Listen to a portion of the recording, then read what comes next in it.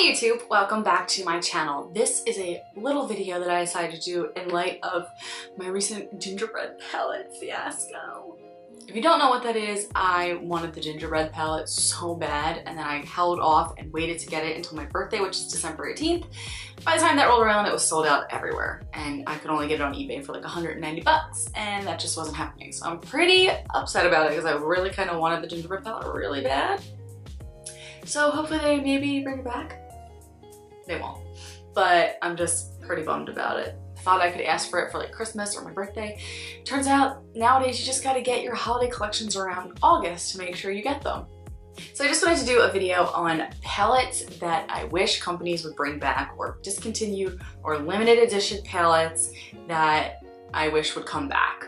So there's so many limited edition palettes that people buy or that I buy that seem inconsistent with the brand's quality, almost like they're fast getting things out. So they're just doing it at different factories, the packaging is cheap, the product doesn't feel like their usual product, and then sometimes they're amazing and they hit it out of the park and you're like, oh my god, I wish this was permanent.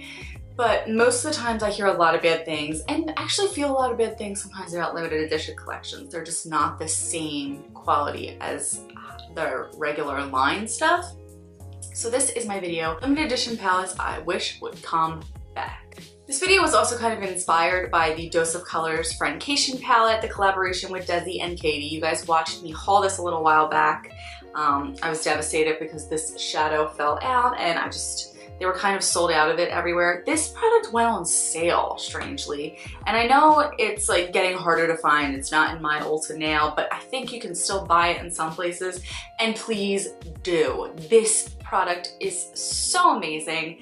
I've never really worked with Dose of Colors eyeshadows before, and this was all I was wearing during the holiday season. Shades blend beautifully, they're like butter, the really colorful shades are just absolutely stunning. So I'm just so happy I got it.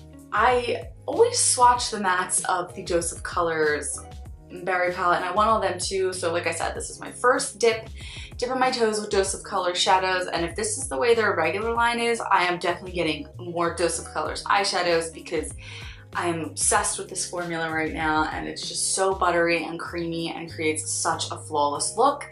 And this is just such a fun, beautiful palette. You get warm looks, colorful looks, cool looks. You just really can't go wrong with this. So it's on sale now. It's probably being discontinued. Get it while you can, and I wish they would keep it. Two Anastasia highlight palettes, one being the Gleam palette. I didn't even know this was limited edition, but they discontinued it. And to be honest, this is my favorite one of their highlight palettes, especially for fair skin. They only really have the Sun Dipped and the Glow one now. No, the pink one and this one were discontinued like super fast. And I don't know why, because they were kind of my two favorites. I don't have the one, I think it's called Gleam. I wish I did.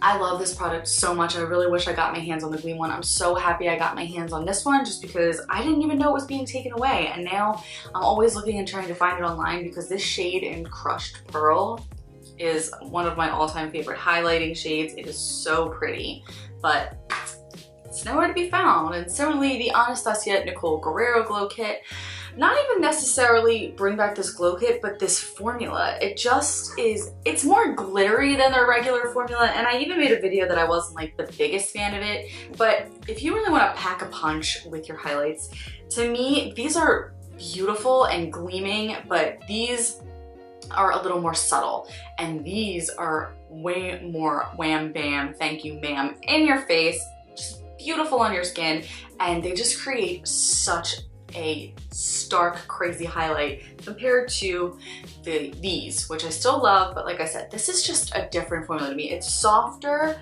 it's a little crumblier, but it's much more glowy. On the highlight palette train, this came out for holidays, I believe, 2 years ago, and it's by Stila, and it's before their almost like putty highlighters were super popular, and like when they just came out for a holiday 2 years ago, they also released them with this palette that came with Kitten, Transcendence, and Bronze.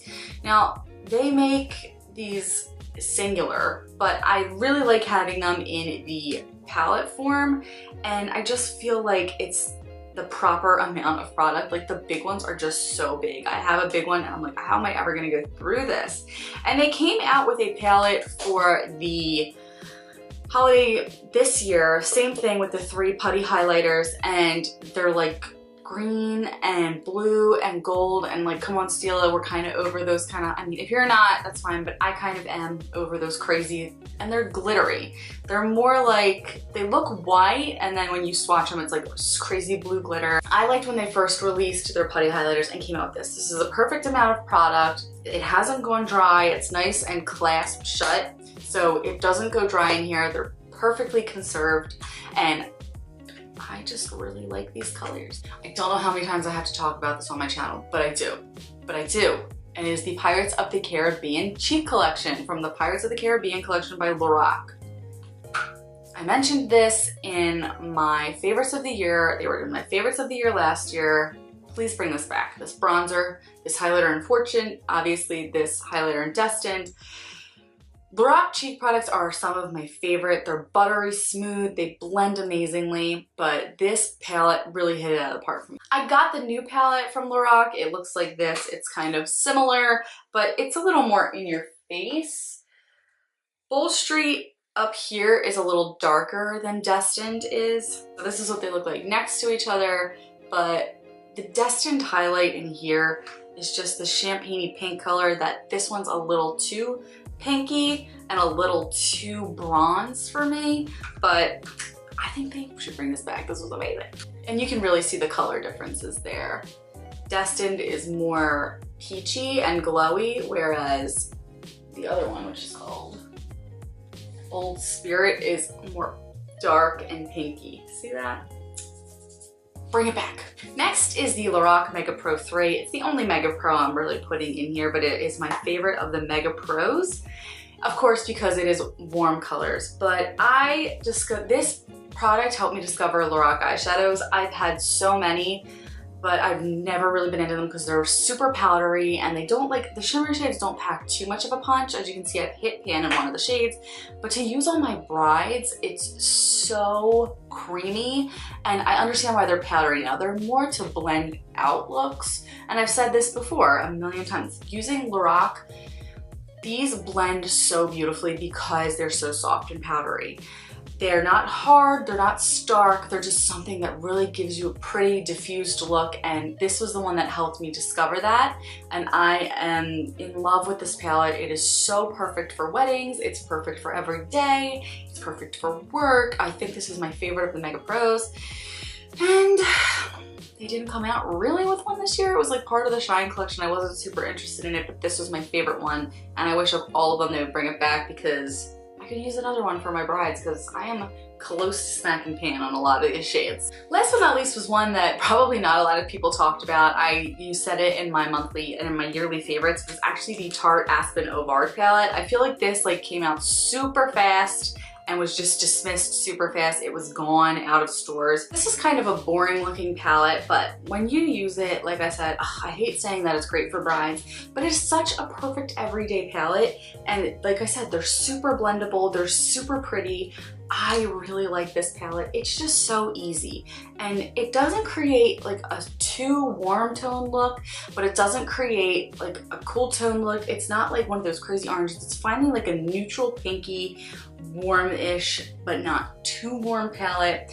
The highlighter is really, really, really pretty, and the blush is so subtle. It's like a perfect bridal blush, and it's like almost like pinky and oh, just so stunning. This palette was really underrated in my opinion, and I can understand why. There is a bigger call for colorful and exciting eyeshadow palettes, and this definitely isn't it, but for my fellow makeup artists and for fellow beginners and for people who are just looking for a super flattering, super easy eyeshadow look, this is such a good palette for that. And it came and it went, and it kind of was like a candle in the wind. It just wasn't really talked about, wasn't really raved about. So I'm here to say that it should come back and everybody should try it because it's just so easy and pretty. So that is my video about the palettes the limited edition palettes I wish would come back on the market. Not even necessarily for me to buy, just so necessarily I can buy them for other people, have other people try them who didn't get to try them, just because I think of all of the limited edition palettes that come out year after year after year, these were my top. So I hope this was helpful or fun or exciting, because I just feel like in the beauty community, anything marked limited edition and not on the market anymore is not talked about anymore. And I want to still talk about those products because I own them and I love them, and I hate being like, well, I can't talk about this because it's limited edition and no one can get it, because there's a ton of people out there that did buy it and they do have those products. So we need to build a community where we're actually using our products and not running out and buying something new because, oh, I can't use this, it's limited edition. That is such a weird mindset to me. I can't use a makeup product because it's limited edition. So I don't want to do that. So thank you so much for watching. I hope you have a fantastic night.